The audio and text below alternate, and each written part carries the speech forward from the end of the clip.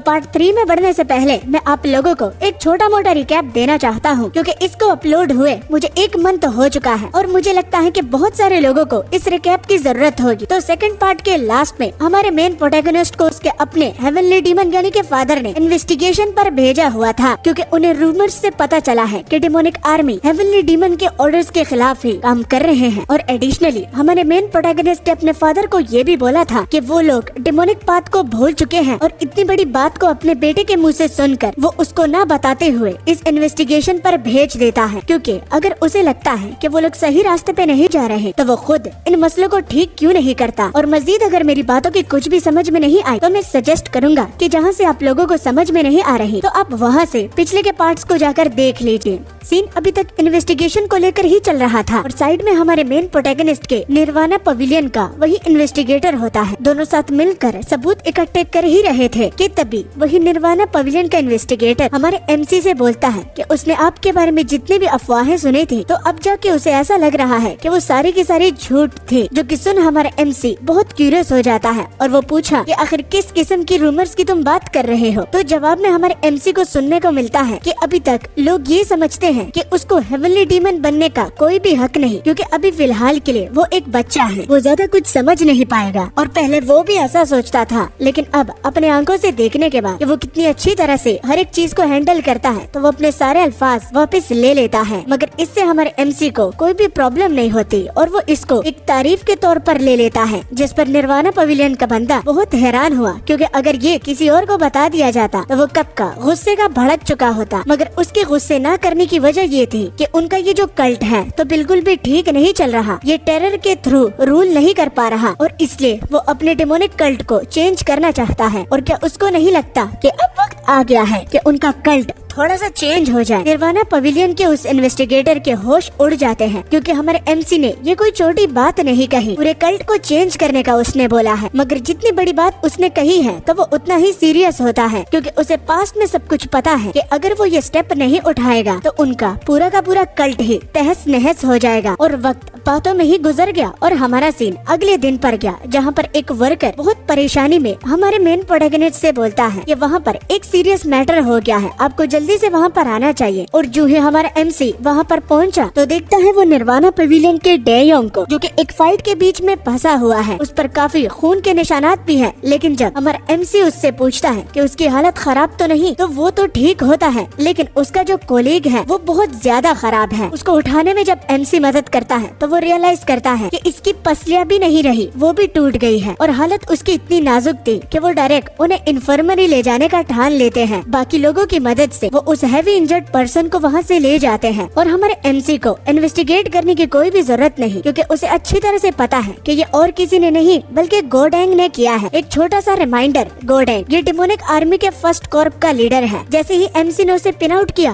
तो गोडेंग भी बहाना नहीं बनाता और वो बोलता है कि हाँ वो उसने किया है। और जब हमारे एमसी ने करने का रीजन पूछा तो गोडेंग सिंपली ये जवाब देता है कि वो चलते चलते उसके शोल्डर के साथ टकरा गया। उसे चाहिए था कि वो डेमोनिक आर्मी के फर्स्ट कॉर्प लीडर से माफी मांगे, जो कि उसने किया नहीं, तो उसको सिर्फ मैंने सबक सिखाया है। मगर उस पर उंगली उठाते हुए एमसी ये बोलता है कि अब इतने भी तुम शरीफ नहीं हो, क्योंकि अगर वो माफी मांग भी लेता तो तुम उसे कभी भी नहीं छोड़ते और उसकी ये हालत चाहे किसी तरह से भी तुमने करनी ही थी। एक पल के लिए गोडेंग सोचने लगा, लेकिन बाद में मुस्कुराते हुए वो एमसी की बात के साथ एग्रीड हो गया कि हाँ तुमने बिल्कुल ठीक कहा, जो कि सुनकर एमसी उसके सबऑर्डिनेट्स पर उंगली उठाता है कि वो उसके लिए एक जहर की तरह है। बात काफी ज्यादा डीप थी तो गोडेंग को समझ में नहीं आया। तो एमसी के बात का सिंपली ये मतलब था कि तुम्हारे ये सबऑर्डिनेट तुम्हारे मौत का कारण बनेंगे। वो हमारे मेन प्रोटैगनिस्ट की बात को बकवास बोलकर उससे साफ साफ बोलने का कहता है, मगर उसके इस सवाल का जवाब ना देते हुए वो उसके पास्ट के कुछ इंसिडेंट को सामने लाकर पेश करता है कि उसने पहले भी उनके कल्ट के 3 लोगों को मारा है, वो भी बार में, वो भी बिना किसी वजह से। तो क्या उसे लगता नहीं कि वो कुछ ज्यादा ही खुद को शाना समझ रहा है, वो भी सिर्फ इस बात की वजह से कि वो डेमोनिक आर्मी में है। जिसके जवाब में गोडेंग गोडेंग बोलता है कि डिमोनिक आर्मी में बहुत सारे लोग आना चाहते हैं और वो लोग भी जिनको मैंने बार में मारा था तो वो भी डिमोनिक आर्मी को ज्वाइन करना चाहते थे। तो मैंने सिंपली उनको अपनी ताकत से ये समझाना चाहा कि डिमोनिक आर्मी में कमजोरी की कोई भी जगह नहीं। और फिर हमारा MC थोड़ा सा भारी आवाज में ये बोला, हाँ डिमोनिक आर्मी स्ट्रॉन्ग तो है, लेकिन क्या तुम इस बात को भूल गए हो कि मेरे साथ किसी को एग्जीक्यूट करने की अथॉरिटी भी है, तो तुमको थोड़ा सा कोशिश रहना होगा। एक पल के लिए सारे लोग इस बात से खामोश हो जाते हैं, मगर जिस तरह के MC ने उनके सबऑर्डिनेट को पॉइजन बुलाया तो उनके सामने अपनी बोलती को नाक बंद करता हुआ गोल्डन MC को ये बोलता है कि अगर उसके साथ अथॉरिटी हो भी तो वो श्योरली ये तो कह सकता है कि वो कर नहीं पाएगा। और यही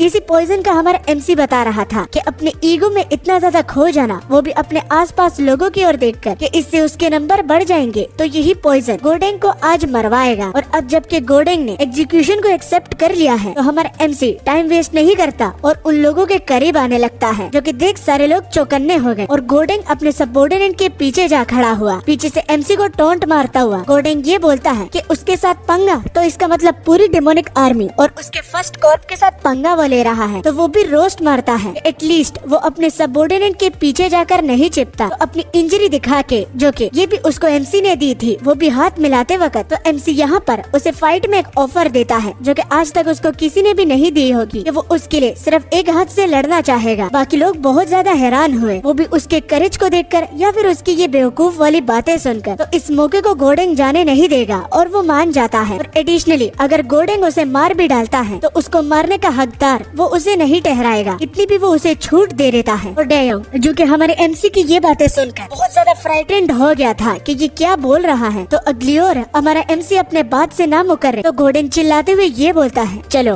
अब अपनी फाइट को शुरू करते हैं। और साथ खड़ा डेयोंग हमारे MC को अपने साइकिकनेस की मदद से ये भी बताता है कि गोडेंग अगर अपने राइट हाथ से लड़ नहीं सकता तो वो अपने लेफ्ट हाथ से भी बहुत अच्छी तरह से लड़ सकता है। इससे MC के लिए ये बात क्लियर हो जाती है कि ये इतना कॉन्फिडेंट कैसे है, क्योंकि अभी तक तो सब लोगों के फट चुके होते, मगर ये उसके साथ लड़ने के लिए मैदान में उतर आया है। मगर अब वो अपने बातों से मुकर नहीं सकता और अब यहाँ पर इसको एग्जीक्यूट करना ही अब लास्ट ऑप्शन है। अगर गोडेंग को उसने रोकना है। जैसे ही MC ने फाइट की स्टैंस ली तो पलक झपकाते ही गोडेंग उस पर पहला स्लैश लगाता है, जिसको MC बड़े आराम से डॉज कर लेता है और उसका इम्पैक्ट इतना ज्यादा होता है कि नीचे का फ्लोर क्रैक हो जाता है। जब दूसरा बार गोडेंग ने किया तो उसको भी छलांग मारते हुए MC डॉज करता है काफी कूल अंदाज से। और जो ही MC लैंड करता है तो अपनी स्वॉर्ड को वो बिल्कुल काउबॉय की तरह घुमाता हुआ उसका हाथ काट देता है, जिससे उसने अपनी स्वॉर्ड को पकड़ा हुआ था। गोडेंग की चीख निकल गई, लेकिन उसका मुंह बंद करवाने के लिए वो स्वॉर्ड का बैक साइड इस्तेमाल करता है और इससे उसके दांत और नाक को तोड़ देता है। और कुछ ही वारों में गोडेंग जमीन पर पड़ा हुआ था। ये देखकर फर्स्ट कॉर्प वाले हमारे MC पर हमला करने के लिए आए, क्योंकि वो अपने कमांडर को प्रोटेक्ट करना चाहते थे। और निर्वाणा पवेलियन का डेयोंग MC को पीछे सावधान रहने का बोला, तो उनमें से पहले तीनों के वो गर्दनें काट देता है, जिससे डेयोंग और जितने भी बाकी फर्स्ट कमांडर कॉर्प वाले थे तो उनके पैरों तले जमीन घिसक जाती है। और बाकी लोगों को वो आने से मना करता है, क्योंकि इसमें उनकी कोई भी गलती नहीं। यहाँ पर उसका मसला कमांडर के साथ है, तो जिसको मरने की इच्छा नहीं तो वो करीब न आए। मगर इतनी पैथेटिक स्टेट में गोडेंग की सारी वो अकड़ निकल गई और वो कहने लगा कि उसकी जान को यंग मास्टर बख्श दे। मगर MC उसे ऐसे गिरी हुई नजरों से देख रहा था कि कुत्ते की जान भी यहाँ पर उसके लिए कीमती हो सकती थी। और अब जबकि उसका दिमाग खुल गया है, वो भी मौत की कगार पे होकर, वो उससे सवाल पूछा कि जिन लोगों को उसने मारा था तो क्या तुम्हें पता है कि उसने क्या क्या खोया है, मतलब कि उनकी फैमिलीज ने। तो इसका जवाब गोडेंग के पास नहीं होता और यही MC पहले से ही एक्सपेक्ट कर रहा था। तो काफी सिंपल और काफी मीनिंगफुल जवाब देकर कि किसी ने अपना बाप,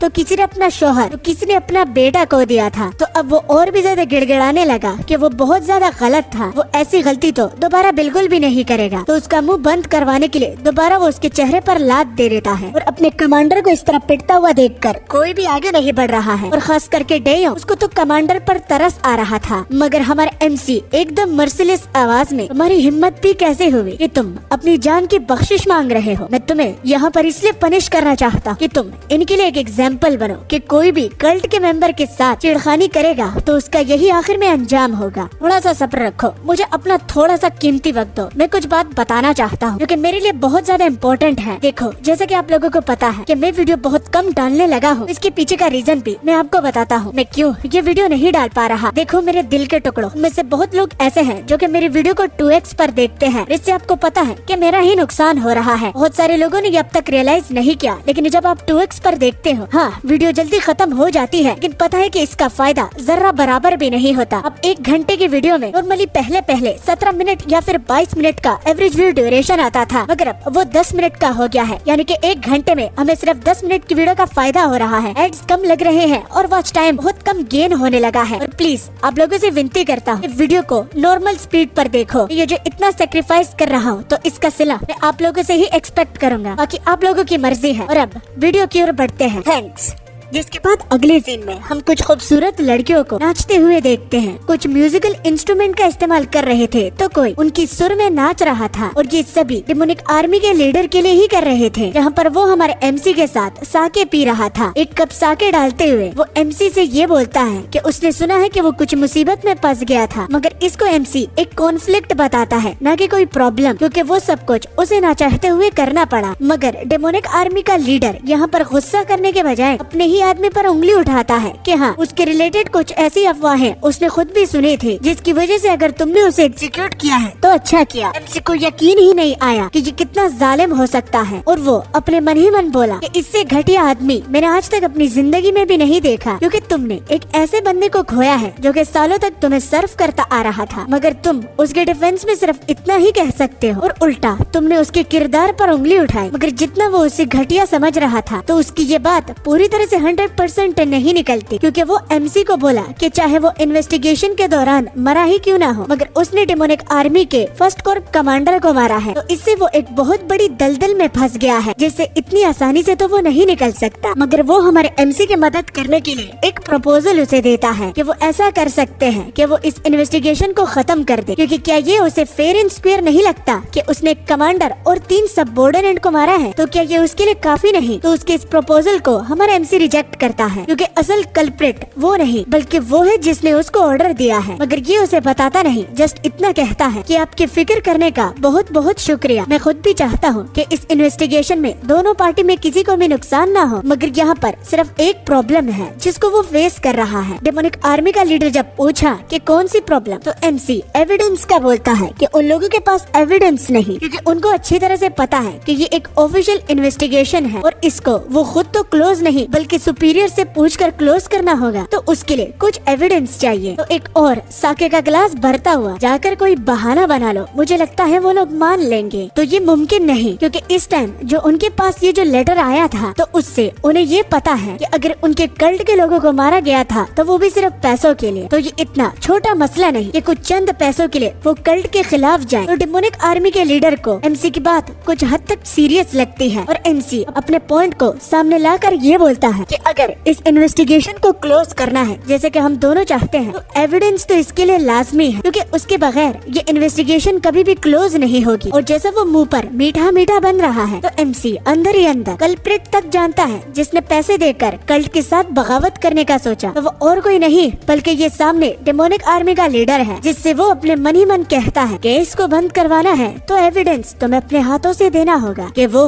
तुम ही हो। तभी इसके बाद सीन शिफ्ट हुआ और डेयोंग पर गया, जो कि सेकंड यंग मास्टर से पूछ रहे थे कि वो क्या कर रहे हैं। तो सिंपली हमारा एमसी वहाँ पर उस इंजर्ड पर्सन को देखने के लिए आया है, और इसमें इतना हैरान होने वाली बात नहीं। तो डेयोन से पता चलता है कि डेमोनिक फिजिशियन उसका ट्रीटमेंट कर रहे हैं, और ये बोलते हुए वो हमारे एमसी को थैंक यू भी बोलता है, क्योंकि डेमोनिक फिजिशियन को उनके ही कहने पर यहाँ पर बुलाया गया है। मगर ये तो एमसी का फर्ज था, और वो कहता है कि वो एक सिंपली इन्वेस्टिगेटर तो है, वो भी कुछ समय के लिए, मगर वो अपने कोलीग्स जो कि उसके साथ इस इन्वेस्टिगेशन में काम कर रहे हैं, तो उनको तो वो दर्द में नहीं देख सकता। डेयोंग को ये बात बहुत ज्यादा अच्छी लगी और काफी हद तक हैरान भी कर देता है। और इन मौके पर ही डेमोनिक फिजिशियन भी बाहर आ जाते हैं, जो कि ये बोले कि क्या यंग मास्टर यहाँ पर है। तो हमारा सीन डेमोनिक फिजिशियन पर जो ही गया, तो इसके बारे में मैं तुम्हें बताता हूँ। डेमोनिक फिजिशियन जो कि एक हाई क्लास डॉक्टर होता है, तो वो कोई ऐरे गैरे लोगों को ट्रीट नहीं करता, बल्कि हाई क्लास फैमिली वाले को ही ट्रीट करता है, जिन्होंने उनको हायर किया होता है और उनके लिए काम करते हैं। और ये हमारे एमसी के फैमिली का डेमोनिक फिजिशियन है, जो कि एमसी के ही कहने पर आया है, क्योंकि इनका यहाँ पर इन लोगों को ट्रीट करना तो ये तो सपने में भी नहीं हो पाता। एमसी डेमोनिक फिजिशियन से उसकी कंडीशन पूछे तो उसकी जान खतरे से बाहर निकल चुकी है, मगर इसको दोबारा ट्रैक पर आने के लिए बहुत वक्त लग सकता है और इसको भरपूर रेस्ट की जरूरत है। और डेमोनिक फिजिशियन इस तरह के लोगों की दाद देता है जो कि कल्ट के लिए इतना सब कुछ कर सकते हैं। एमसी को उस बंदे की बहुत परवाह थी। वो डेमोनिक फिजिशियन से सबसे बेस्ट मेडिसिन को यूज करने का बोला, ताकि वो जल्द से जल्द ठीक हो जाए। तो उनको ज्यादा ज्यादा टेंशन ना लेने से वो रोक कर कि जैसा यंग मास्टर की इच्छा है तो वो बिल्कुल वैसा ही करेंगे। मगर अब एमसी कुछ नोटिस करता है कि वो कोलीग्स जो कि उसके साथ निर्वाणा पवेलियन से आए थे तो वो अजीब सा चेहरा बना रहे हैं जिसको वो पढ़ नहीं पाता, वरना तो वो काफी आराम से लोगों के चेहरे पढ़ सकता है। मगर एमसी कुछ ज्यादा ही दिमाग चला रहा था क्योंकि उनके उस रिएक्शन के पीछे का रीजन यंग मास्टर को थैंक यू बोलने का था, जो कि इनके लिए इतना सब कुछ करने के लिए भी तैयार है। तो एमसी शर्माते हुए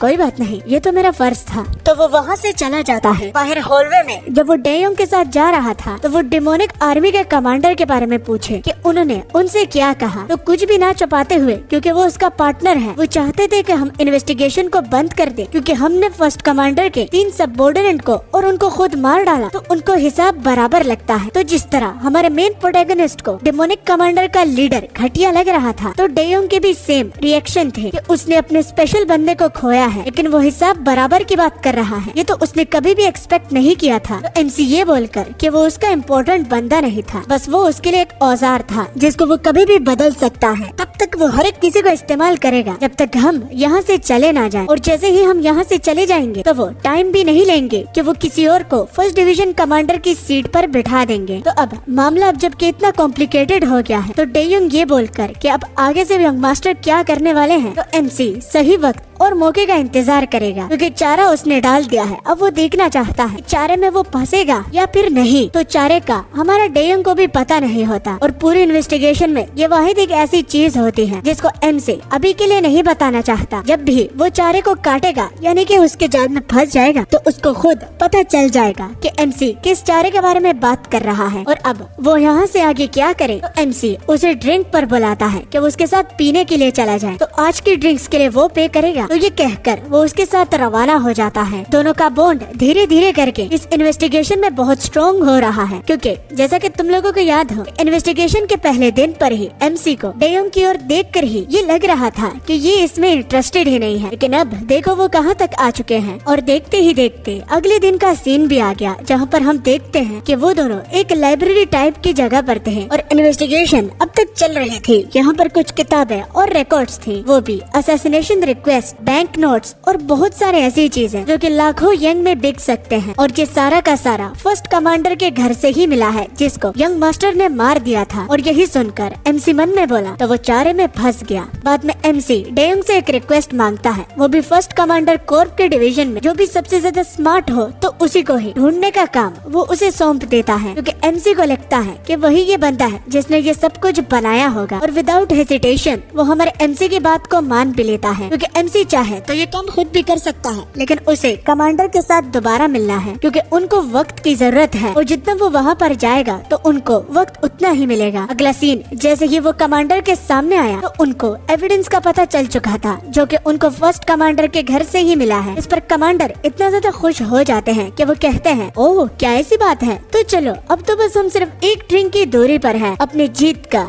जश्न एक जाम से बनाते हैं और मेरी ही बताई हुई जगह पर हम पियेंगे क्योंकि मुझे यहाँ के सबसे बेस्ट स्पॉट पता है। मगर डिसअपॉइंटमेंट के लिए एमसी दोबारा एक प्रॉब्लम का बोला जो कि सुन लीडर बोले अब क्या है। तो एमसी से पता चला कि एविडेंस डेमोनिक आर्मी की तरफ से ही आए हैं। तो इन सारे पीसेस को अब वो खुद अपने हाथों से कलेक्ट करेंगे कि इनके पीछे आखिर है कौन। जिस पर डेमोनिक लीडर बोलते हैं क्या इतना तह में जाना सही रहेगा, इतना तो ठीक ही था। तो एमसी से ये पता चलता है कि चीफ तो कभी भी इस बात पर विश्वास नहीं करेंगे और अब तो खुद पता है कि चीफ एडवाइजर कैसे इंसान है। और अगर उनको पता चल जाए कि डेमोनिक आर्मी ने ही एविडेंस को प्रोवाइड किया था तो वो सस्पिशियस होकर दोबारा लोगों को ना बेच दे। और वाकई में डेमोनिक आर्मी का लीडर भी इस बात पर कुछ नहीं बोलता क्योंकि उसे खुद अच्छी तरह से पता होता है कि चीफ एडवाइजर आखिर किस मिजाज का आदमी है। तो अब वो एमसी से पूछने लगा कि अब उन दोनों को क्या करना चाहिए क्योंकि इस मामले को जल्द से जल्द खत्म भी करना है। तो एमसी बताता है कि उनको जस्ट प्रिटेंड करना है और इन्वेस्टिगेशन नहीं, क्योंकि इतनी जल्दी भी खत्म होना तो ये भी चीफ एडवाइजर को शक में ला सकती है। सिर्फ एक दिन और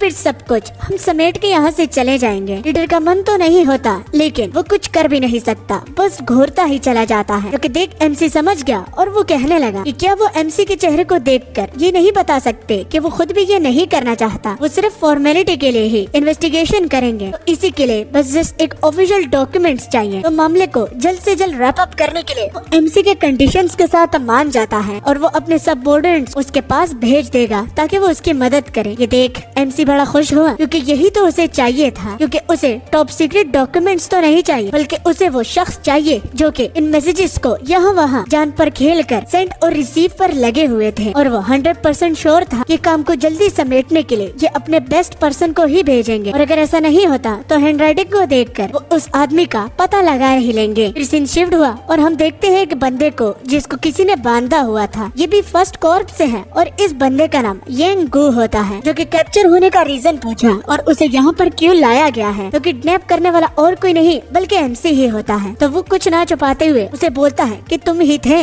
जिसने असैसिनेशन के मैसेज को फोर्ज किया था और हमें बाद में रिसीव हुए थे। वो इस बात को मानने से इनकार कर देता है कि उसे बिल्कुल भी नहीं पता कि वो किस बारे में बात कर रहा है। तो ये भी एमसी ने पहले ही एक्सपेक्ट कर लिया था और वो बोलता है कि तुम इतनी आसानी से तो नहीं मानने वाले, ये मुझे पहले से ही पता था, मगर मैं तुम पर फोर्स भी नहीं कर सकता, और अगर फोर्स करूंगा तो सच नहीं बोलोगे। मगर अगेन वो उसकी बात से बोला कि उसने कभी भी इस तरह का काम नहीं किया है और एडिशनली तो उसने किसी का भी ऑर्डर के कहने पर तो नहीं किया, मगर उसके इस तरह एक्टिंग करने का भी रीजन एमसी को पता होता है, क्योंकि उसे डर है कि कहीं कमांडर उसे मार ना डाले। जवाब न देने पर ये बात वो खुद ही एडमिट कर देता है। तो एमसी उसे जाने देता है, जिससे वो बहुत ज्यादा चौंक गया, क्योंकि एमसी को अगर वो सचमुच का जवाब नहीं देगा तो यहाँ पर उसको रखने का कोई भी फायदा नहीं, और वैसे भी टॉर्चरिंग तो उसके बस में नहीं है। वो तो जस्ट अपने ऑर्डर को सिंपली फॉलो कर रहा है। गेंगू इतना ज्यादा हैरान हुआ कि उसके मुंह से कुछ निकलता ही नहीं, मगर तब वो अपने मेन मुद्दे पर आकर कि जब कमांडर को ये पता चलेगा कि इन्वेस्टिगेट करने के बाद वो सही सलामत कमरे से बाहर निकला है, तो इसका वो क्या मतलब लेंगे कि क्या येंगू ने सब कुछ बता दिया है, क्योंकि चाहे वो जिस रास्ते से भी जाए तो उसकी मौत पक्की है। येंगू डर गया और बोलने लगा कि वो ऐसा श्योरली कैसे बोल सकता है। तो एमसी ये बोलकर कि कमांडर को ऑलरेडी पता चल चुका होगा कि हमने तुम्हें कैप्चर किया है, और अगर तुम इंजरीज के बगैर यहाँ से बाहर जाओगे तो तुम्हें क्या लगता है तुम्हारे साथ क्या होगा। चलो मैं बताता हूँ। उसे ये लगता है कि येंगू सब कुछ उगल चुका है, और मुझसे ज्यादा तुम इस बात को अच्छी तरह से जानते होगे कि अगर कमांडर ये सोच लेते हैं तो उनका अगला एक्शन क्या होगा। तो इससे येंगू की पैंट गीली हो जाती है, क्योंकि दूसरी बात ही कमांडर की लोगों को एग्जीक्यूट करने की होती है।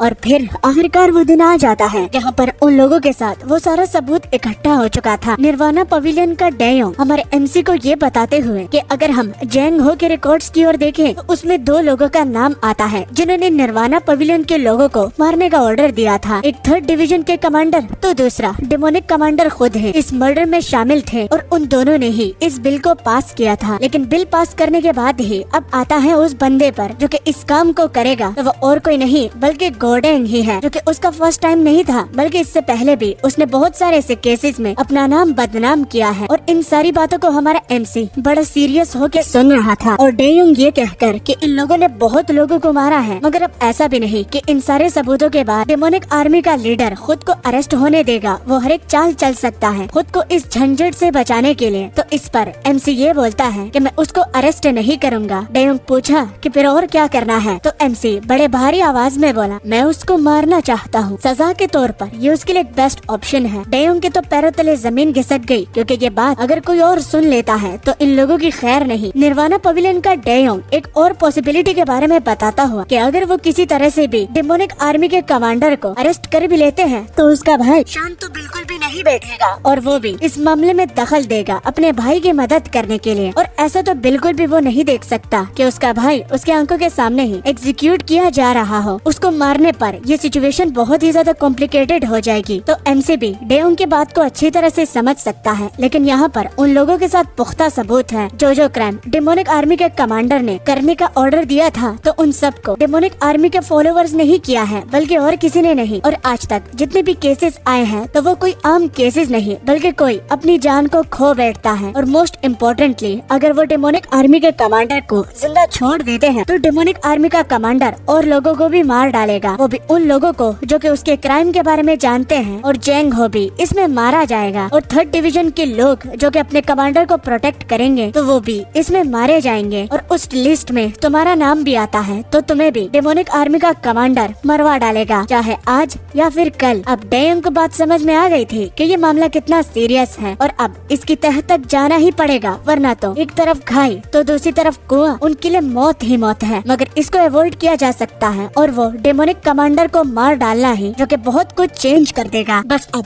उसके क्राइम्स को प्रूव करना है और उसको मारना है। इतनी सारी बातें सुनकर आखिर में डेयोंग एग्रीड तो हो जाता है, लेकिन उसको हमारी एमसी की टेंशन होना शुरू हो जाती है कि वो अगर उसके भाई को मारेगा तो हेवनली स्वॉर्ड्स डीमन अपने भाई का बदला लेने के लिए जरूर उसकी जिंदगी नर्क में बदलने के लिए भी तैयार होगा। डेयोंग की बात में दम तो है, लेकिन हर कोई ये परफॉर्म नहीं कर सकता। अपनी एक लाइफ को रिवेंज में वेस्ट करना तो ये हेवनली स्वॉर्ड्स डीमन का काम तो नहीं, क्योंकि उसके इसके अलावा भी बहुत सारे काम हैं और एमसी को यकीन है कि वो इतना बेवकूफ तो नहीं कि अपने टाइम को रिवेंज पर बर्बाद करे। ये कहता वो कहीं जा रहा था। डेयोंग उसके जाने की जगह पूछा कि वो कहाँ जा रहा है, तो एमसी डेयोंग को ये बोलकर, शायद मैंने तुम्हें कुछ देर पहले ही बता दिया है कि मैं डेमोनिक आर्मी कमांडर को मारने जा रहा हूँ, तो मैं वहीं पर ही तुम्हें मिलूंगा। डेयोंग काफी ज्यादा हैरान हुआ, क्योंकि उसने ये एक्सपेक्ट नहीं किया था कि वो प्लान को इतनी जल्दी शुरू भी कर देगा।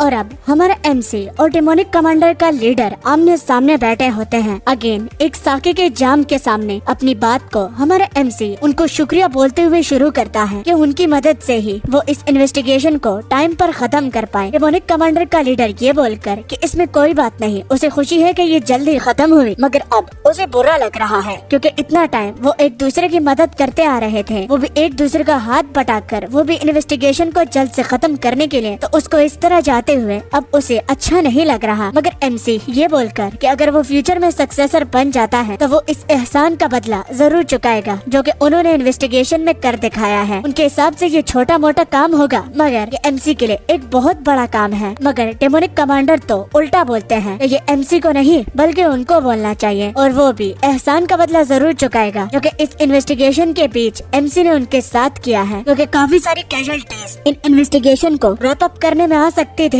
मगर एमसी के होने से और दोनों का हाथ मिलाने पर किसी को भी नुकसान नहीं हुआ। ये सुन एमसी अपने मन ही मन बोला, जरूर तुम इस इंसिडेंट के बारे में पूरी अपनी जिंदगी भी नहीं भूल पाओगे। तुम इतने लालची हो कि तुम्हें अब इतना बड़ा नुकसान होने वाला है कि वो तुम्हारी रातों की नींद को उड़ा डालेगा। मगर फिलहाल के लिए वो अपना मुंह बंद रखता है और उनका कब भरने के लिए इस इन्वेस्टिगेशन को खत्म करने का डेमोनिक आर्मी के कमांडर को कहते हैं, वो भी अपना कप बढ़ाते हुए कि हाँ जरूर। तो साकेट डालते वक्त हमारा एमसी ये बोलकर, आपने ऐसा क्यों किया? मैंने क्या किया? आपके साथ मरने तक पैसा था, इतना पैसा कि आपका पूरा बुढ़ापा मजे में गुजर सकता था, मगर आपकी इस लालच ने देखिए आपको कहाँ लाकर खड़ा कर दिया। और इतना पैसा होने के बावजूद भी डेमोनिक आर्मी का इस्तेमाल करके पैसा कमाने की आपकी जुर्रत कैसे हुई? और आपके ज्यादा से ज्यादा रिक्वेस्ट असैसिनेशन के थे, पैसों के बदले किसी की जान लेना, वो भी अपने कल्ट की। तो ये करने का आपका मकसद क्या है? डेमोनिक आर्मी का कमांडर जो ये सारी बातें सुनकर थोड़ी देर के लिए फ्रीज हो गया, तो वो बाद में बताता है कि उसको ये कैसे पता होना चाहिए, बल्कि ये तो गोडेंग जो कि अब मर चुका है उससे उसे पूछना चाहिए, बल्कि मुझसे नहीं। तो एक पपेट इन चीजों के बारे में कैसे जान पाएगा? तो ये बोलकर डेमोनिक आर्मी का लीडर बोला, इस बात से तुम्हारा क्या मतलब है? मैं आपके रियल इंटेंशन को जानने के लिए बड़ा ही बेकरार हूँ, तो आप प्लीज मेरे साथ एलेबोरेट करें। तो इससे डेमोनिक कमांडर के लीडर को इतना गुस्सा आया कि वो कप को अपने हाथों में तोड़कर, कि वैसे भी अब उसको जबकि इतना पता चल चुका है तो कुछ भी छुपाने का कोई मकसद नहीं। और है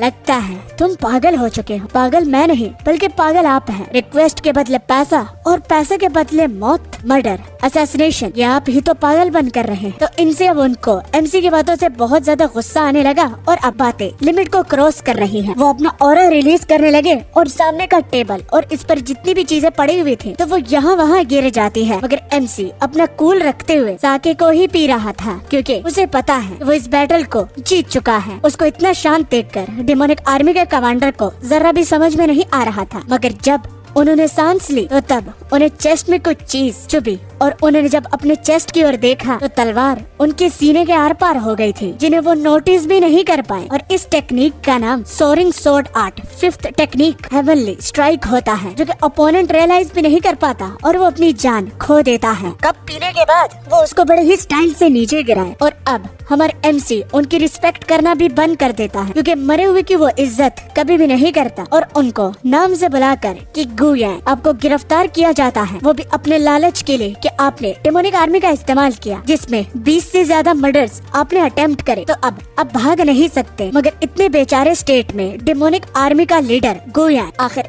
ये कौन सी गिरफ्तारी है जिसमें तलवार को सीने के आर पार किया जाता है। तो एमसी ये कहकर कि उनको वैसे भी फेस करना था, यानी कि एक एग्जीक्यूशन, वो भी उन लोगों के लिए जिनको आप लोगों ने मारा है। उनकी आत्मा को मुक्ति भी मिलेगी और साथ में उनकी फैमिली को सुकून भी। तो ज्यादा सोचने की बात नहीं, और उनकी छाती से अपने सोर्ड को बाहर निकालता है और इसी तरह ही डेमोनिक आर्मी के कमांडर को एग्जीक्यूट कर दिया जाता है, वो भी एकदम सक्सेसफुली। बाकी लोग भी डेमोनिक आर्मी के कमांडर की लाश को देखकर बहुत ज्यादा घबरा गए थे और एमसी ऊंची आवाज में ये बोलकर कि गिरफ्तारी के रेजिस्टेंस के प्रोसेस में उन्होंने अपनी जान खो दी है, वो भी उन क्राइम्स के लिए जिनसे वो मुकर रहे थे। तो डेयोंग फर्स्ट कॉर्प के जितने भी मेंबर्स हैं, तो उनको तुम जाकर अरेस्ट कर लो और उनको जेल में डाल दो। ये क्लोज ऑफिशियली इन्वेस्टिगेट हो चुका है। डेयोंग एग्रीड होकर तब लोगों को अरेस्ट करने का प्रोसेस शुरू करेगा और दूसरी ओर जैंग हो, जो कि 3rd डिवीजन का कमांडर है, तो एक ऑफिशियल इन्वेस्टिगेटर होने के नाते वो उनको सबसे पहले थैंक यू बोलकर कि 3rd डिवीजन ने उनकी इस इन्वेस्टिगेशन में बड़ी मदद की है। तो जैसा कि उनको एग्जीक्यूशन की अथॉरिटी भी है, तो मैं चाहता हूँ कि 3rd डिवीजन के जितने भी लोग हैं, तो वो इन कैदियों का सर कलम कर दें और इनकी स्टोरी का दी एंड इनके कैप्टन की तरह हो जाए, क्योंकि ये भी उन क्राइम्स में शामिल है। तो ये काम वो जैंग हो को सौंप देता है और जैंग हो भी करने के लिए मान जाता है। और इतना बड़ा बदलाव डेमोनिक आर्मी में जैंग हो और हमारा डेयोंग बड़े टाइम के बाद देख रहा है। ये उनके लिए एक मिरेकल से कम नहीं कि गुनाहगारों को उनके किए की सजा मिल गई और सच आज जीत गया, जिसको कोई भी दबा नहीं पाया। और इन्वेस्टिगेशन पूरी खत्म होने के बाद वो लोग रुकते नहीं और उसी टाइम वहाँ से वापस आ जाते हैं। एमसी टाइम वेस्ट नहीं करता और सीधा ये सब कुछ अपने फादर को रिपोर्ट करने के लिए उनकी ओर जा रहा था। जब एमसी वहाँ पर पहुँचा तो सरप्राइज में चीफ और हेवनली डीमन के अलावा वहाँ पर डेमोनिक आर्मी के लीडर के भाई भी होते हैं, हेवनली स्वॉर्ड्स डीमन, क्योंकि किसी वजह से एमसी वहाँ पर देखते हैं। और तीनों बाद में एमसी को वहाँ पर आते हुए देखकर उनकी नजरें उसी पर ही पड़ती हैं। और एमसी जो कि एक मैनिएक की तरह सामने न डरते हुए उनकी ओर बढ़ रहा था, तो उसकी नजर सबसे पहले अपने फादर और एडवाइजर पर पड़ती है, तो दूसरा आंखें घूर घूर के तो वो हेवनली स्वॉर्ड्स डीमन पर जाकर पड़ती है, जो कि देख वो भी एक पल के लिए काफी ज्यादा चौंक गए, क्योंकि एमसी जिस नजरों से उन्हें देख रहा था, तो ऐसा लगता है कि एमसी उसको मारने की थ्रेट दे रहा हो, कि उसके पास ज्यादा टाइम नहीं बचा और उसको भी वो ठिकाने लगा देगा। करीब आने के बाद हमारे एमसी उन तीनों को ग्रीट करता है और हेवनली स्वॉर्ड्स डीमन को वहाँ पर देखकर उनका हालचाल पूछने लगता है, कि उनको दोबारा देखकर और वो भी यहाँ, तो उनको काफी अच्छा लगा। हेवनली स्वॉर्ड्स डीमन भी हमारे एमसी को ये बोलकर यंग मास्टर को भी सही सलामत देखकर कि वो इतने खतरनाक मिशन से वापस सही सलामत आए हैं, तो उनको भी अच्छा लग रहा है। मगर अब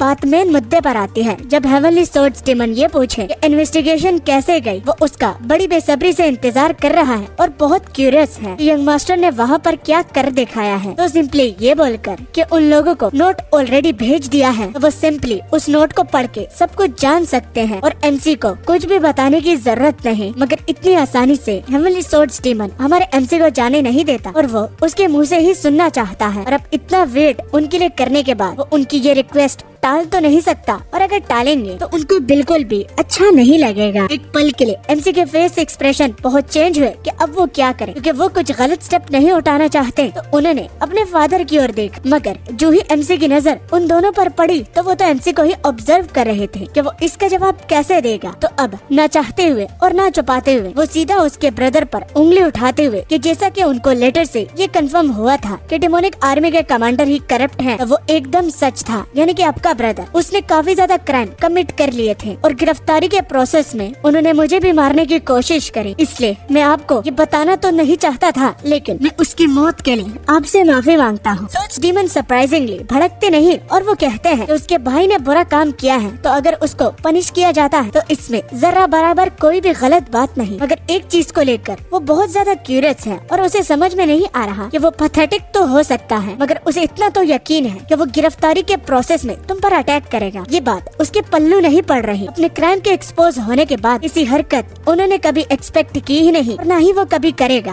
तो ये अगर काइंडली एमसी एक्सप्लेन करता है तो उसकी ये कंफ्यूजन दूर हो जाएगी। ये सुनकर एमसी अपने मन ही मन बोला, लगता है कि पकड़ जाने के बाद उसने अपने भाई को इन्फॉर्म कर दिया था। अब इसका जवाब मैं कैसे दूं? और मुझे ये भी अच्छी तरह से मालूम है कि इसे पता है कि मैंने ही इसके भाई को मारा है, लेकिन मैं बहाना मार रहा हूँ। मगर एमसी बाद में सिंपली ये बोलकर कि उसे खुद भी ये नहीं पता कि वो ऐसा क्यों करेंगे, तो सिंपली उनके लिए ये बात एक्सेप्ट करने के लिए काफी बड़ी दिख रही थी कि एक जवान इन्वेस्टिगेटर उन्हें अरेस्ट कर रहा है। शायद बर्दाश्त के बाहर ये बात कही तो बीच में हमारा सोर्ड्स डीमन ये कहकर यहाँ आने से पहले उसने अपने भाई की लाश को देखा था। उसके सीने पर सोर्ड के लगे हुए घाव के निशान थे, वो भी एक सिंगल स्ट्राइक की वजह से। तो मतलब ज्यादा आपको प्रॉब्लम नहीं हुई मेरे भाई के साथ फाइट करने में। और आपकी तलवारबाजी के चर्चे तो मैंने सुने थे, लेकिन इतना ये कभी मैंने एक्सपेक्ट नहीं किया था। और हैरानी की बात ये कि ये तो उसके पल्लू ही नहीं पड़ा कि उसके भाई को आप सिर्फ एक ही स्ट्राइक के साथ मार सकते हैं। आप तो बड़े स्ट्रॉन्ग निकले। तो इस बात का वो सारा क्रेडिट अपने फादर को देते हैं। ये उनकी टीचिंग की वजह से ही हुआ है। और सिर्फ ये बात भी नहीं, डेमोनिक आर्मी के कमांडर काफी बूढ़े भी हो रहे थे, इस वजह से वो मेरा अटैक का रिएक्ट ही नहीं कर पाए और वो इतनी आसानी के साथ सिर्फ एक स्ट्राइक के साथ मारे गए। तो सच बोलने के लिए डेमोनिक आर्मी का कमांडर हमारे एमसी को शुक्रिया बोलता है कि उसे अब काफी अच्छा लग रहा है। जो डाउट्स, जो कंफ्यूजन उसे थी, तो वो सारी की सारी क्लियर हो गई। और शुक्रिया कि उसे झूठ नहीं बोला। इस पर एमसी उन्हें इस तरह बात करने से मना करता है क्योंकि उन्हें बहुत बुरा लग रहा है और वो उससे बार बार सॉरी भी कहते हैं। मगर अंदर ही अंदर हमारे एमसी को पता था कि ये इतना गुस्सा है कि ये यहाँ पर ही मुझे मौत के घाट उतारना चाहता है। मगर देखो, एक बूंद भी ये अपना गुस्सा बाहर नहीं दिखा रहे, क्योंकि मैंने न सिर्फ इसके भाई को मारा है बल्कि इसके डिसाइपल को भी। मगर उन दोनों मौतों के बावजूद भी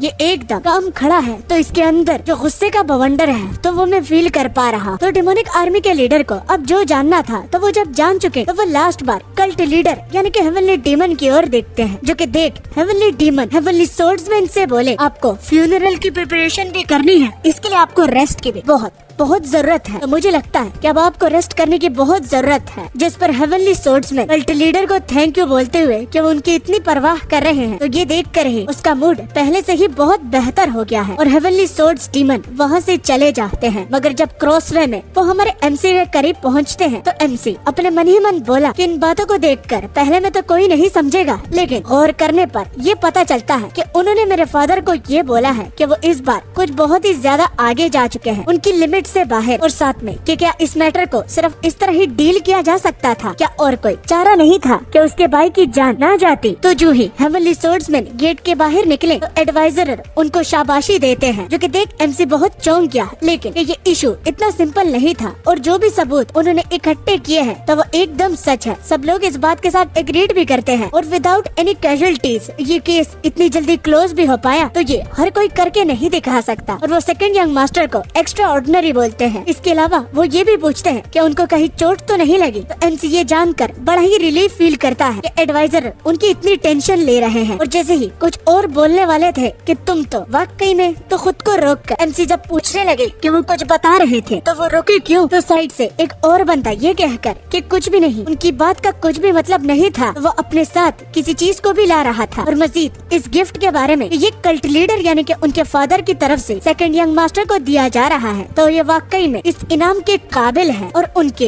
इस हार्ड वर्क के लिए वो इतना तो कर ही सकते हैं। वो दरअसल एक लंबी और ब्लैक सोर्ड थी, जो कि देख एमसी इसे तुरंत ही रिकॉग्नाइज कर लेता है, क्योंकि ये कोई आम सोर्ड नहीं, क्योंकि इस सोर्ड का नाम ब्लैक डीमन स्वॉर्ड है, जो कि कल्ट लीडर की तरफ से ही आपको एक गिफ्ट के तौर पर दिया जा रहा है। और एमसी अपने गिफ्ट के तौर पर इसे एक्सेप्ट करते हुए कि इस तरह के दो तलवारें हैं, एक व्हाइट डीमन सोर्ड तो एक ब्लैक, तो ये व्हाइट का ऑपोजिट उसे दिया जा रहा है। मगर इसको भी एक्सेप्ट करते हुए उसके चेहरे पर मुस्कान होती है और बाद में अपने फादर को बोलकर कि अगर उनको एक तलवार ही गिफ्ट के तौर पर दी जा रही थी तो वो ब्लैक की जगह व्हाइट भी तो दे सकते थे, क्योंकि वो उसकी गूफी पर्सनैलिटी के साथ बहुत मैच करती है, ना कि ये ब्लैक। तो कल्ट लीडर ये बोलकर कि व्हाइट की जगह ब्लैक उसके पर्सनैलिटी के साथ बहुत सूट करती है और ये उन्हें पर्सनली ही खुद उसके लिए चुनी है, तो वो समझ सकता है कि एक बाप उसके बेटे पर ध्यान दे रहा है। तो एमसी भी खुश होकर ये बोला, मुझे काफी अच्छा लगा कि आप मेरे बारे में जानते हैं थोड़ा ही, मगर ये मेरे लिए एक बहुत बड़ी सरप्राइज के बाद में अपने सोर्ड को निकालकर वो चेक भी करने लगता है, जिसमें उसे काफी ज्यादा मजा भी आ रहा था। और सिर्फ उसे बाहर निकालते ही उसकी तरफ से इतनी ठंडी एनर्जी वो फील कर पा रहा था कि वो उसको भी फ्रीज कर सकती थी। उसने अभी तक अपनी पावर को इसमें ट्रांसफर भी नहीं किया और ये इतनी पावरफुल एनर्जी को यहाँ वहाँ फैला रही है, मतलब कि ब्लैक सोर्ड की पावर आइस है। तो कल्ट लीडर अपने बेटे की ओर देखकर बड़ा ही फख्र से स्माइल भी करते हैं, जो कि देख एडवाइजर भी बहुत हैरान हुए, क्योंकि उन्होंने कभी भी कल्ट कल्ट लीडर को इतना मुस्कुराते हुए नहीं देखा,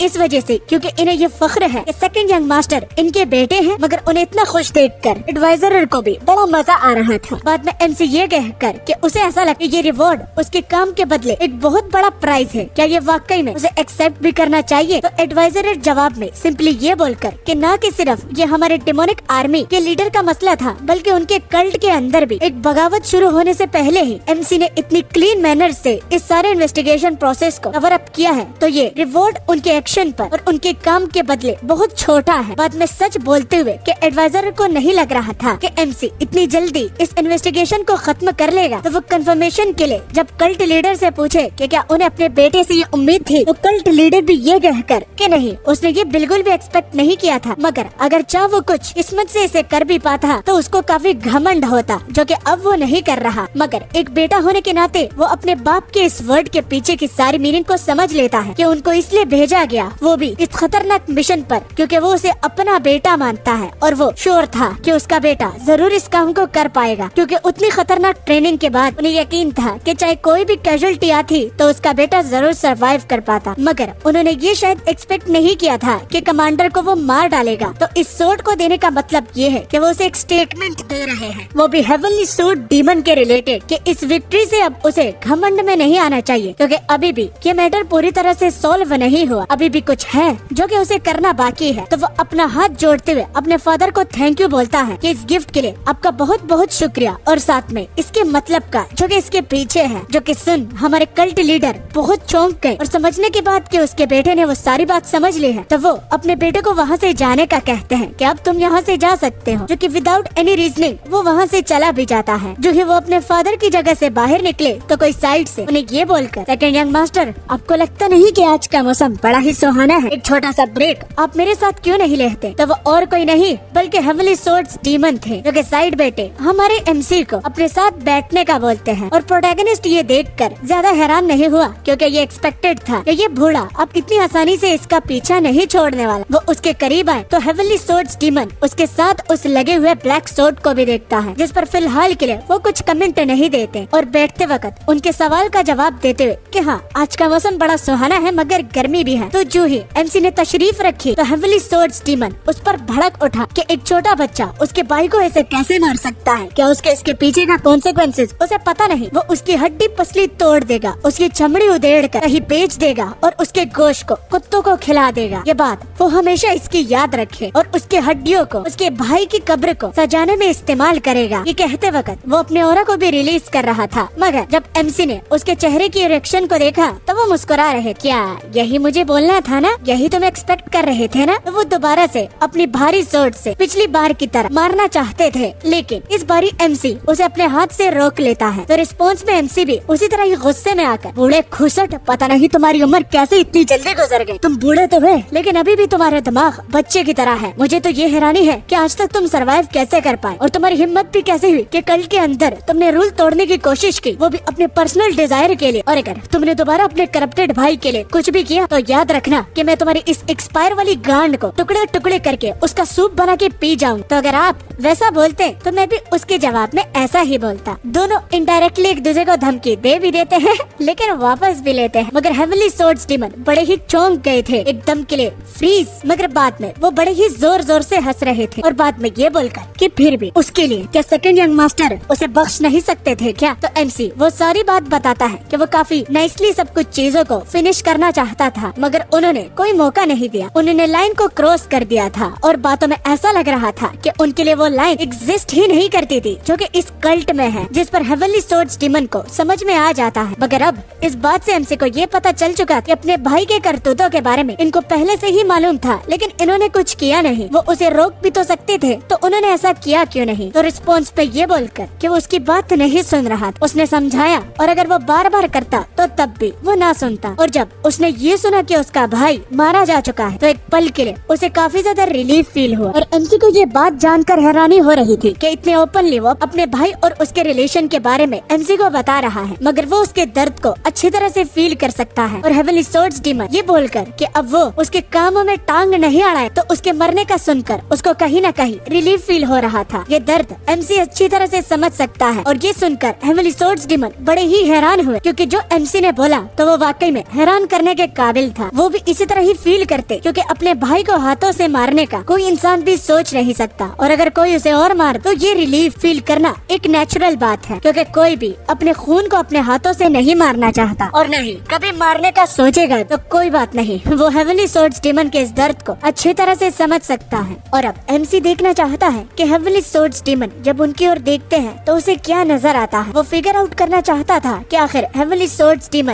इस वक्त क्या सोच रहे हैं। वो भी उसकी बात को सुनने के बाद तो जवाब में हमारे एमसी को डिसअपॉइंटमेंट ही मिलती है, क्योंकि वो कुछ बताते ही नहीं। और अगेन मौसम का कहकर कि धूप भी बहुत ज्यादा पड़ रही है और आगे आने वाले वक्त में मौसम सुहाना होने के साथ साथ बहुत ज्यादा गर्म भी होगा। यहाँ पर वो उसके लिए एक पॉइंट छोड़ देता है, मगर वो अच्छे खासे एक्सप्रेशन नहीं देता, तो एमसी को कुछ भी समझ में नहीं आ रहा था कि वो इन बातों का क्या मतलब ले। लेकिन चाहे हर एक एंगल से वो इस सिचुएशन को देखे तो वो हेवनली स्वॉर्ड्स डीमन के भाई का एक मर्डरर है, और वो जरूर अपने माइंड में उसको मारने की कोई स्कीम तो जरूर बना रहा होगा, और या फिर वो इस बात को जाने देगा जैसे कि हवाओं के साथ ये बादल उसी दिशा में जाते हैं जहाँ इनको हवा लेकर जाती है। मगर चाहे जो कुछ भी हो, जो एमसी ने किया तो उसको लेकर हमारे एमसी को कोई भी रिग्रेट नहीं होता, क्योंकि जो उसने वादा किया था तो वो वही कर रहा है, चाहे इसमें उसको किसी की जान ही क्यों ना लेनी पड़ जाए। और अब ट्रेनिंग करने की बारी होती है। हम देखते हैं एमसी को जो कि अपने यूजुअल स्पॉट में ट्रेनिंग कर रहा था, और अब जबकि उसके पास एक नई तलवार आ गई है तो उससे पता चला कि इनिशियल मोमेंट सबसे ज्यादा जरूरी है, क्योंकि स्वॉर्ड अपने वॉरियर यानी कि उसके मास्टर के साथ कम्यून करती है, यानी कि कम्युनिकेट। और बाकी तलवारों के मुकाबले में ये जो ब्लैक स्वॉर्ड है तो ये बहुत ज्यादा डीपली कम्यून करती है, इतना डीपली के वो अपने ओनर को रिजेक्ट भी कर सकती है, वो भी अपने बलबूते पर। फिर भी ओनर उस स्वॉर्ड को इस्तेमाल तो कर पाएगा, लेकिन उसकी पूरी पोटेंशियल वो बाहर कभी भी नहीं निकाल पाएगा। और वो मुस्कुराते हुए उस ब्लैक स्वॉर्ड की ओर देखकर अपने मन ही मन बोला, तुम्हारा स्वागत है, आज से मैं तुम्हारा मास्टर हूँ। और अब वो अपनी एनर्जी उस ब्लैक स्वॉर्ड में इन्फ्यूज करने लगा, जिसके रिजल्ट में उसे ये बाकी तलवारों से काफी ज्यादा अलग लगी, और ये हमारे एमसी को पसंद आ रही थी। और वो उसके साथ कुछ स्टेप्स को भी परफॉर्म करता है। और अभी फिलहाल के लिए जो टेक्निक वो परफॉर्म कर रहा था तो वो इतने एडवांस तो नहीं, लेकिन इसी के साथ वो सरवाइव करेगा। और वो ये सारी बातें उस स्वॉर्ड को ही बताया जा रहा था कि वो अभी के लिए एडवांस स्वॉर्डमैनशिप उस पर परफॉर्म तो नहीं कर सकती,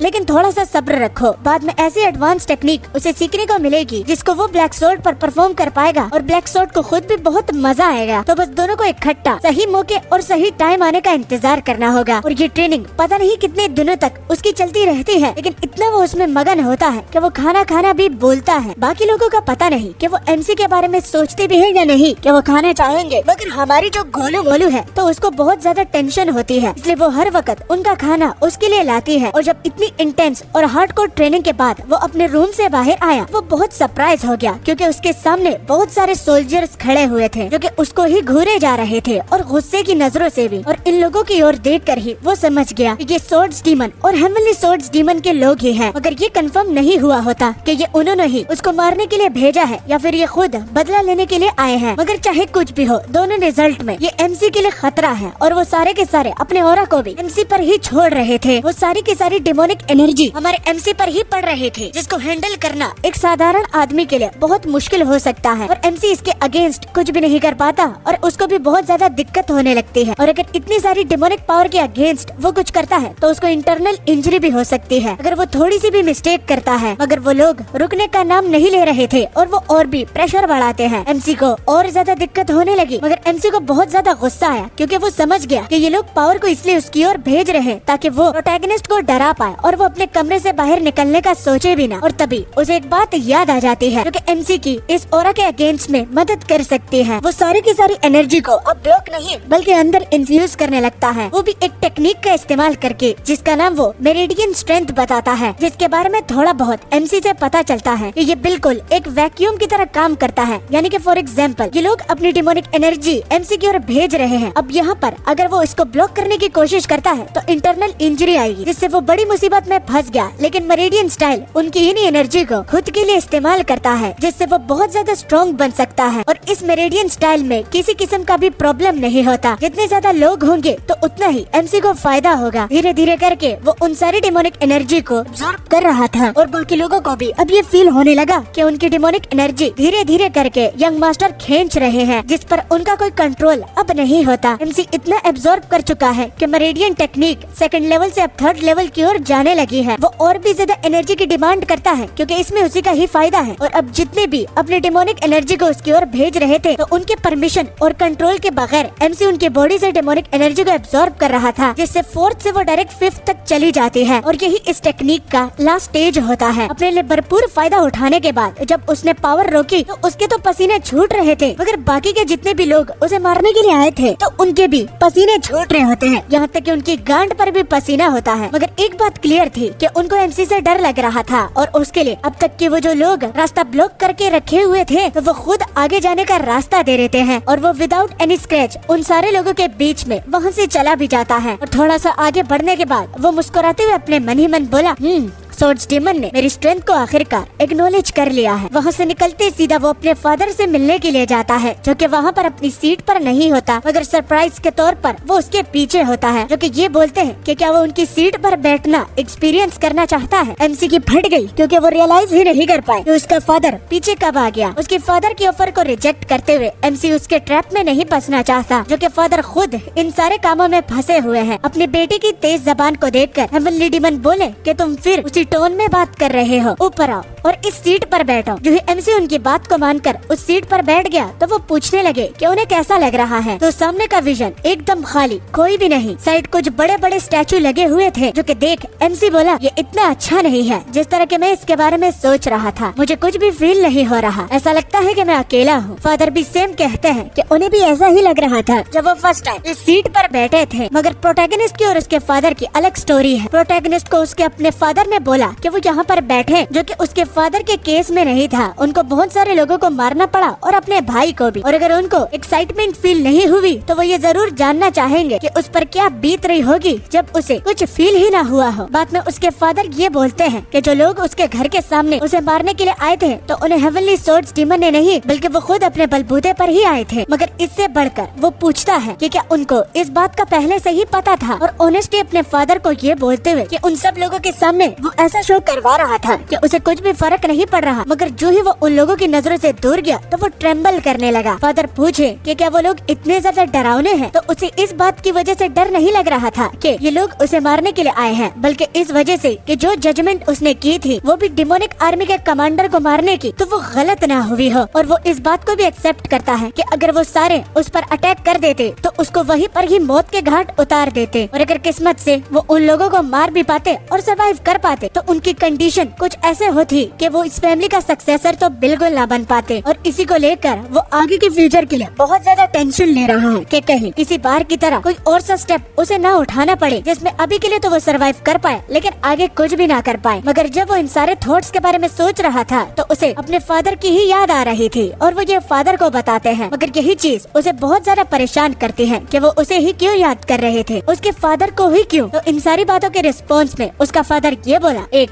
डेमोनिक ह्यूमन पीछे नहीं देखता जब वो कदम उठाता है, वो सामने देखता है, चाहे पीछे, और उसके पैरों के नीचे उसके भाइयों की लाशों से ही क्यों ना गुजरना पड़े। एमसी बड़ा ही शॉक हो गया, क्योंकि चाहे कोई और इसे सुनकर एक धमकी ही क्यों ना समझे, मगर ये वो अपने बेटे को कंफर्ट करने का कुछ दो चार वर्ड उसे सुना रहे थे, जो कि देख एमसी को बड़ा अच्छा लगा और वो मुस्कुराने लगा। इसके अलावा वो किसी और चीज के बारे में भी सोच रहा था, वो भी इन सामने स्टैचूज के बारे में, कि इनको चेंज करके उसके पास एक तगड़ा प्लान है जो कि इन्हें रिप्लेस कर पाएगा। वो लोग द 4 फ्लावर्स के स्टैचूज भी लगवा सकते हैं, जो कि दिखने में बहुत ज्यादा अच्छा लगेगा। काहे इस डीमन को यहाँ पर लगाया हुआ है जिसका कुछ मकसद ही नहीं। मगर देर नहीं लगती कि एमसी को लगता है कि उसने कुछ ज्यादा ही बोल दिया, क्योंकि उसका अपना फादर ही उसे घूरते ही जा रहा था कि ये कितना बड़ा ठरकी है, और जाते जाते वो ये कहकर के अब ये बकवास करने लगा है तो शायद उसे यहाँ से जाना चाहिए। अब फादर आपके बैठने की बारी है, मैं यहाँ से चलता हूँ। मगर जाते जाते जैसे ही वो सीढ़ियों से नीचे उतरा, तो अपने फादर को कहकर, फादर क्या मैं हेवनली सोर्ड्स डीमन को मार सकता हूँ, ये वो बड़ी ही भारी आवाज में बोलता है। और ऑब्वियस सी बात है कि इतनी बड़ी बात को सुनकर फादर के चेहरे पर तो एक्सप्रेशन चेंज होने ही थे। वो इतने डरावने हो जाते हैं कि मैं आप लोगों को क्या बताऊं। बिल्कुल ऐसा कि वो अपने बेटे को यहीं पर ही मार डालेगा। ये सुनकर हेवनली डीमन अपने बेटे की इस बात पर बड़ा ही जोर जोर से हंसने लगा, और अपनी हंसी को रोककर वो अब अपने बेटे से ये बोलता है कि उसने डेमोनिक आर्मी के कमांडर को क्या मार डाला कि उसे ये लगता है कि वो ये भी कर पाएगा। उनके हिसाब से हेवनली सोर्ड्स डीमन के सामने उसका बेटा टिक भी नहीं पाएगा, क्यों खुद उसको अपने पैर कुल्हाड़ी पर ही मारना है। एमसी चुपचाप इन बातों को सुनने के बाद अपने फादर को ये बोलता है कि अगर यही बात है और आपको लगता है कि मैं उसके सामने टिक नहीं पाऊंगा, तो मेरे और उसके बीच आपने कॉन्फ्लिक्ट क्यों बनाया, क्यों दोनों को एक दूसरे के खिलाफ कर दिया। आपको लगता नहीं कि आपको अपनी गलतियों की रिस्पॉन्सिबिलिटी खुद उठानी चाहिए, जिस पर कल्ट लीडर श्योरली इस कॉन्फ्लिक्ट की रिस्पॉन्सिबिलिटी तो जरूर लेंगे, वो खुद ही इसे सॉल्व कर लेगा। और साथ में ये भी कहकर कि निर्वाणा पवेलियन का वो लीडर है, वो अपने बेटे को बनाना चाहता है। एमसी बड़ा ही शौक हुआ क्योंकि निर्वाणा पवेलियन बिल्कुल एक इंस्पेक्टर की तरह काम करता है और उसके फादर चाहता है कि मैं उसका लीडर बनूं। जवाब के रिस्पॉन्स में प्रोटैगनिस्ट टाइम लगा देता है, तो उसके फादर को लगता है कि शायद उसको इस बात से कुछ मसला है, क्योंकि अगर वो गलत ना हो तो कुछ टाइम पहले उसके बेटे ने खुद ये कहा था कि हम डेमोनिक पाथ का सही रास्ता भटक गए हैं, और उसके फादर जस्ट अपने बेटे का इस काम में हाथ बटा रहे हैं। इसी वजह से तो वो उसे निर्वाणा पवेलियन का लीडर बनाना चाहते हैं। एमसी डायरेक्ट जवाब नहीं देता और वो अपने मन ही मन कहता है, अब इसका मतलब क्या हो सकता है, क्या ये वाकई में यही चाहते हैं या फिर ये जस्ट मुझे एक टूल की तरह इस्तेमाल करके अपनी उन चीजों का नौकर बनाना चाहते हैं जिनको इन्होंने कुछ देखा ही नहीं और न ही उस पर काम शुरू किया है। या फिर इन सारी बातों से ऐसा लगता है कि इनको फर्क ही नहीं पड़ता कि मैं जीऊं या फिर मरूं। अगर एमसी को इतना ज्यादा नहीं सोचना चाहिए, वो खुद से तो इस चीज के बारे में सोचेगा नहीं कि फादर क्या चाहते हैं। अगर जो उसे सुनाई दे रहा है और वो अपनी आंखों से देख रहा है, तो उसके बेस पर ही वो डिसीजन लेगा, क्योंकि उसके फादर एक ऐसे बंदे हैं जो कि इन्फॉर्मेशन अपने आने वाले बेटे और जनरेशन के लिए दीवारों पर लिख सकते हैं, वो भी उनकी मदद करने के लिए। मगर वो एक ऐसे पिता भी है जो कि अपने बच्चों को खतरनाक चीजों को रिजोल्व करने पर भी इतराते नहीं और उनका भरपूर फायदा उठाते हैं। और फिर जवाब में एमसी बोला कि अगर आप चाहते हैं कि मैं बाहर जाकर एक बकरे को मारूं, तो आपको लगता नहीं कि मुझे एक औजार की भी जरूरत पड़ सकती है। यहाँ पर ये किसी बकरे और तलवार की बात नहीं हो रही, बल्कि वो काम के बदले कुछ डिमांड भी करना चाहता है। एमसी का फादर समझ गया और वो पूछने लगा कि उसे और क्या चाहिए। रिस्पॉन्स का सुनकर उसके फादर के होश उड़ गए, क्योंकि वो डेमोनिक लाइब्रेरी में जाना चाहता है जहाँ पर तरह तरह की मार्शल आर्ट्स पड़ी हुई है। एमसी का फादर अपने बेटे को एक रियलिटी चेक देता हुआ कि अगर उसे लगता है कि अगर वो लाइब्रेरी में जाता है तो क्या वो स्ट्रॉन्ग बन के ही बाहर आएगा, तो ये उसकी एक बहुत बड़ी गलतफहमी है। फादर की टाइटल को ही देखकर एमसी समझ गया कि उनकी बातें गलत नहीं और वहाँ पर बहुत सारे मार्शल आर्ट्स हैं, लेकिन अगर वो कोई सी भी उठा लेता है तो वो उनकी सोरिंग आर्ट डेमोनिक स्टाइल को पीछे नहीं छोड़ पाएगी। तो पूरी की पूरी सिचुएशन बिल्कुल एक गैम्बलिंग की तरह हो चुकी थी। मगर फिर भी एमसी इतराता नहीं और अपने फादर से कहता है, आपकी बात एकदम ठीक है, लेकिन मैं अपने लक को टेस्ट करना चाहता हूँ। हो सकता है कि मुझे एक ऐसी मैनुअल मिल जाए जिसमें आपका भी इंटरेस्ट आ जाए। रिस्पॉन्स में फादर को अपने बेटे की इम्प्योर इंटेंशन के बारे में पता तो नहीं, लेकिन वो उसे जाने की इजाजत जरूर देगा। और इम्प्योर इंटेंशन के बारे में सुनकर आसान अल्फाजों में गंदे इरादे, तो अपने फादर के मुँह से यही सुनकर उसे अच्छा नहीं लगता और उसे ये समझ में नहीं आ रहा था कि फादर उसे कौन सी नजरों से देखते हैं। और इजाजत मिलने पर उसे 7 दिन अंदर उस लाइब्रेरी में रहने की इजाजत दे दी जाती है, जिसके लिए एमसी अपने फादर का धन्यवाद करके सामने हाथ भी जोड़ता है। लाइब्रेरी में एंटर करते ही हमें पता चलता है कि एमसी एक ऐसी दिशा में जा रहा था जैसे कि उसे पता है कि जो चीज उसे चाहिए तो वो वहाँ पर ही होगी। और इसी को ही लेकर हमारा एमसी हमें बताता है कि पास्ट लाइफ में जब वो अपने सेक्ट जो कि पूरी तरह से रिन्यू हो गया था, उनकी पूरी फैमिली के खत्म होने के बाद तो उसको उस वक्त के कल्ट लीडर के साथ मिलने की इजाजत लेने के लिए बहुत मुश्किल फेस करनी पड़ी, क्योंकि उसका रैंक छोटा था, कोई भी उसे रिकॉग्नाइज नहीं कर पाया। हालांकि उस वक्त का कल्ट लीडर भी, क्योंकि मैं भाग आया था और मेरा चेहरा पूरी तरह से बदल चुका था। मगर उनसे बातों बातों में एक बात पता चली थी कि सोरिंग आर्ट डेमोनिक टेक्निक के साथ एक सपोर्टिव टेक्निक भी थी, जो कि खास करके कल्ट लीडर को सिखाई जाती थी। लेकिन वो इसलिए सिखाना बंद कर दिया गया क्योंकि उस पर किसी को भी इंफॉर्मेशन नहीं थी कि वो कहाँ पड़ी हुई है। और ये क्यों रोका गया, क्योंकि ये एक ऐसी मार्शल आर्ट्स है जिसमें सिर्फ 4 ही हिस्से हैं। 3 हिस्से उनके पास थे तो एक को उन लोगों ने गुमा दिया था। इस वजह से इस मार्शल आर्ट्स को पूरी तरह से क्लोज कर दिया गया। मगर सरप्राइज की बात ये कि उस टाइम का कल्ट लीडर किस्मत से उस छोटे पार्ट को ढूंढ लिया था और उसी वजह से उसको सीखकर वो उस टाइम का कल्ट लीडर बन गया। और उस टेक्निक का नाम विंड गॉड है, जिनको उन्होंने उसी लाइब्रेरी में ढूंढा था। क्यूरियस होकर हमारे एमसी ने भी उनसे काफी सवाल किए, जैसे कि अगर उस मार्शल आर्ट्स का 4th पार्ट वहीं पर ही पड़ा हुआ था तो लोगों ने उसे ये क्यों समझ लिया कि वो गुम चुकी है। जिनमें एमसी को एक अजीब सा जवाब सुनने को मिलता है, क्योंकि वो वहाँ पर शेल्फ पर थी ही नहीं। और जब प्रेजेंट का हमारा एमसी उस कल्ट लीडर की बताई हुई जगह पर जाता है तो उसे वही मार्शल आर्ट मिल जाती है, जो कि जमीन पर पड़ी हुई थी, जो कि 19th बुक शेल्फ के कॉरिडोर के नीचे ही पड़ी हुई थी। और वो झूठ नहीं था, क्योंकि एमसी उसे वहाँ से ही उठा लेता है और उठाते वक्त उसे बहुत ज्यादा अच्छा लग रहा था। और वो कहता है कि सिर्फ 4 स्टेप्स की मार्शल आर्ट पूरी दुनिया को घूमने में मेरी मदद कर सकती है। और अब इसको प्रैक्टिस करने की बारी है। जब वो उस लाइब्रेरी में प्रैक्टिस करने के लिए बैठ जाता है तो अगेन